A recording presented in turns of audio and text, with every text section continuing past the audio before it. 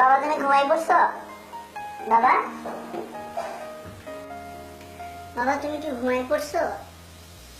জি আম্মু, ঘুমিয়ে পড়েছিলাম। আচ্ছা বাবা ঘুমাই পড়ো। হ্যাঁ, good night, have a sweet dream.